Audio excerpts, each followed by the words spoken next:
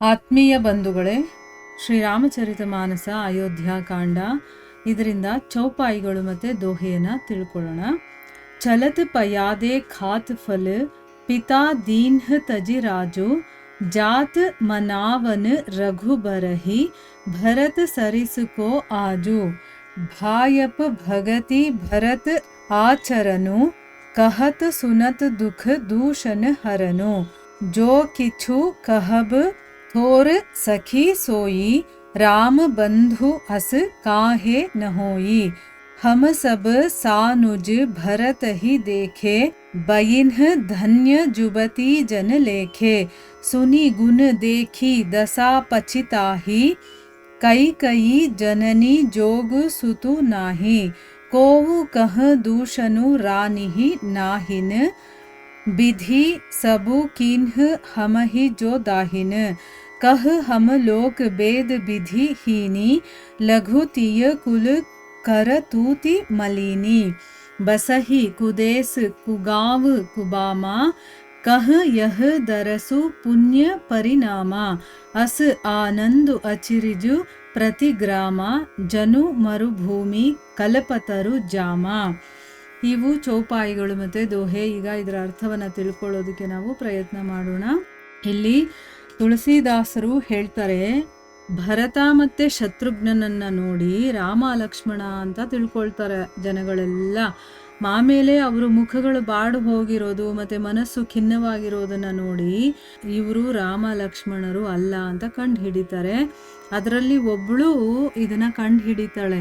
ನೋಡಿ, ಈ ರೀತಿ ನನಗನ್ನಿಸ್ತಾ ಇದೆ ಅಂತಂದ್ಬಿಟ್ಟು ಅವರು ಆಮೇಲೆ ಹೌದು ಕರೆಕ್ಟು ನೀನು ಹೇಳಿರೋದು ಅಂತಂದ್ಬಿಟ್ಟು ಎಲ್ಲರೂ ಅವಳನ್ನು ಕೊಂಡಾಡ್ತಾರೆ. ಆಮೇಲೆ ಅವರು ತಮ್ಮಲ್ಲೇ ಅವರ ಬಗ್ಗೆ ಮಾತಾಡ್ತಾ ಇರ್ತಾರೆ. ಏನು ನೋಡು, ಈ ಭರತ ತನ್ನ ತಂದೆ ಕೊಟ್ಟಂಥ ರಾಜ್ಯವನ್ನು ಬಿಟ್ಟು ಪಾದಚಾರಿಯಾಗಿ ಹಣ್ಣು ಹಂಪಲುಗಳನ್ನೆಲ್ಲ ತಿಂತ ಶ್ರೀರಾಮನನ್ನು ಹಿಂದಿರುಗಿ ಕರ್ಕೊಂಡು ಬರೋದಕ್ಕೆ ಮತ್ತು ಅದಕ್ಕೆ ಒಪ್ಪಿಸೋದಕ್ಕೋಸ್ಕರ ಇವನು ಹೋಗ್ತಾ ಇದ್ದಾನೆ. ಇಂತಹ ಭರತನಿಗೆ ಯಾರು ತಾನೇ ಸಾಟಿಯಾಗಿರೋದಕ್ಕೆ ಸಾಧ್ಯ? ಅವನಂತವನು ಬೇರೆ ಇರೋದಕ್ಕೆ ಸಾಧ್ಯನೇ ಇಲ್ಲ. ಈಗ ರಾಜ್ಯ ಅಥವಾ ಒಂದು ಪದವಿ ಏನಾದರೂ ತನಗೆ ಸಿಕ್ತು ಅಂತಂದರೆ ಯಾರು ತಾನೇ ಬಿಡ್ತಾರೆ? ಈಗಿನ ಕಾಲದಲ್ಲಂತೂ ಬಿಡೋದಿಲ್ಲ. ಆದರೆ ಯಾರಿಗೆ ನಿಜವಾಗ್ಲೂ ಅಣ್ಣನ ಮೇಲೆ ಪ್ರೀತಿ ಇರುತ್ತೋ, ನನ್ನ ಅಣ್ಣನ ಸ್ವತ್ತಿದು ಅಂತ ಯಾರು ತಿಳ್ಕೊಂಡಿರ್ತಾನೋ, ಪ್ರೀತಿಗೆ ಇಂಪಾರ್ಟೆನ್ಸ್ ಕೊಡೋರು ಅದರ ಕಡೆ ಹೋಗೋದಿಲ್ಲ. ಆದರೆ ಐಹಿಕ ಪ್ರಪಂಚದ ವ್ಯಾಮೋಹಗಳು, ಆಸೆಗಳು, ಆಕಾಂಕ್ಷೆಗಳು ಯಾರಿಗಿರುತ್ತೋ, ಪದವಿ ಸಂಪತ್ತು, ಇವರಿಗೂ ಮಾತ್ರ ಆ ಥರ ಆಸಕ್ತಿ ಇರತ್ತೆ.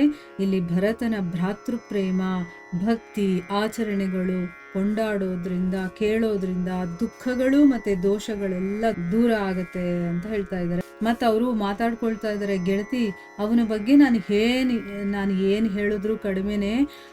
ಯಾಕೆ ಅಂತಂದರೆ ಅವನು ಎಷ್ಟಾದರೂ ಕೂಡ ಶ್ರೀರಾಮನ ತಮ್ಮನೇ ಅಲ್ವಾ ಅಂತಂದ್ಬಿಟ್ಟು ಹೇಳ್ತಾ ಇದ್ದಾರೆ. ಅಂದರೆ ರಾಮನೇ ಆ ರೀತಿ ಅಂತಂದಮೇಲೆ ಅವನ ತಮ್ಮನಿಗೆ ಒಳ್ಳೆ ಗುಣ ತಾನೇ ಇರುತ್ತೆ. ಅವನಿಗೆ ಹೇಗೆ ಒಳ್ಳೊಳ್ಳೆ ಗುಣಗಳಿದೆಯೋ ಅದೇ ರೀತಿ ಇವನಿಗೂ ಇದೆ. ತಮ್ಮನ ಜೊತೆ ಇದ್ದಂಥ ಭರತನನ್ನು ನೋಡಿ ನಾವೆಲ್ಲರೂ ಇವತ್ತು ಭಾಗ್ಯವಂತ ಸ್ತ್ರೀಯರ ಗಣನೆಯಲ್ಲಿ ಸೇರ್ಕೊಂಡಿದ್ದೀವಿ. ಅಂದರೆ ನಾವೆಲ್ಲ ಭಾಗ್ಯವಂತರಾಗಿದ್ದೀವಿ. ಈ ರೀತಿ ಭರತನ ಗುಣಗಳನ್ನು ಕೇಳಿ ಮತ್ತು ಅವನ ಸ್ಥಿತಿಯನ್ನು ನೋಡಿ ಸ್ತ್ರೀಯರು ಬೇಜಾರು ಮಾಡಿಕೊಂಡು ಹೇಳ್ತಾ ಇದ್ದಾರೆ, ಇಂತಹ ಮಗ ಇದಾನಲ್ಲ, ಕೈಕೆ ಅಂತ ತಾಯಿ ಹೊಟ್ಟೆನಲ್ಲಿ ಹುಟ್ಟಬಾರ್ದಾಗಿತ್ತು.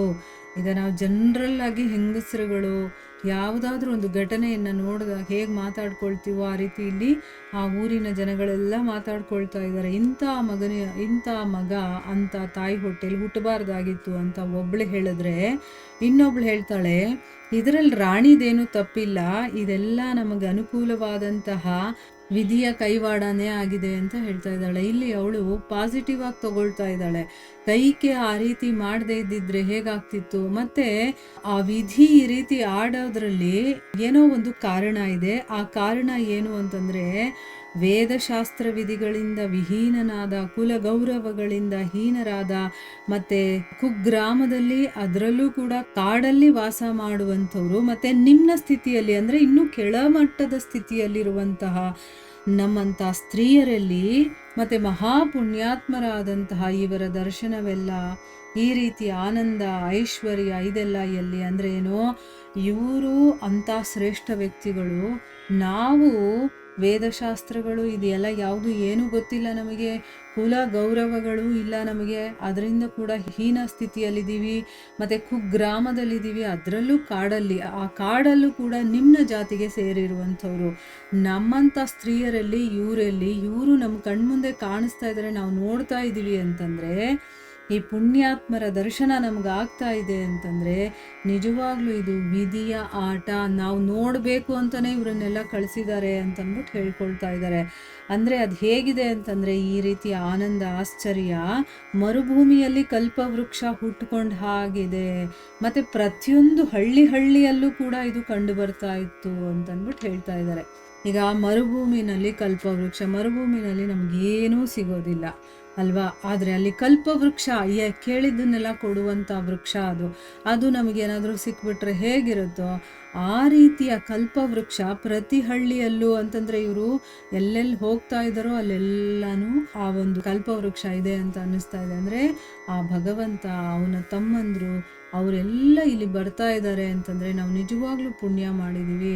ಆ ಕಲ್ಪವೃಕ್ಷನೇ ನಮಗೆ ಸಿಕ್ಕದಾಗ ಆಗ್ತಾ ಇದೆ. ಭಗವಂತನ ದರ್ಶನ ಆಗೋದು ಅಂತಂದರೆ ಸುಮ್ಮನೆನಾ, ತಂತಾನಾಗಿ ಅದು ಆಗ್ತಾ ಇದೆ ಅಂತಂದರೆ ಆ ವಿಧಿ ಈ ರೀತಿ ಮಾಡಿರೋದು ಅಂತಂದ್ಬಿಟ್ಟು ಇಲ್ಲಿ ಕೈಕೇನ ಬೈಬೇಡ ನೀನು, ಆ ವಿಧಿ ನಮಗೋಸ್ಕರ ಮಾಡಿದ್ದಾರೆ ಅಂತ ಹೇಳ್ಕೊಂಡು ನಾವು ಅದೃಷ್ಟ ಮಾಡಿದ್ದೀವಿ, ನಮಗೆ ದರ್ಶನ ಕೊಡೋದಕ್ಕೋಸ್ಕರ ಈ ರೀತಿ ಆಟ ಆಡಿದಾನೆ ವಿಧಿ ಅಂತಂದ್ಬಿಟ್ಟು ಅವಳು ಪಾಸಿಟಿವ್ ಆಗಿ ಅದನ್ನು ಹೇಳ್ತಾ ಇದ್ದಾಳೆ.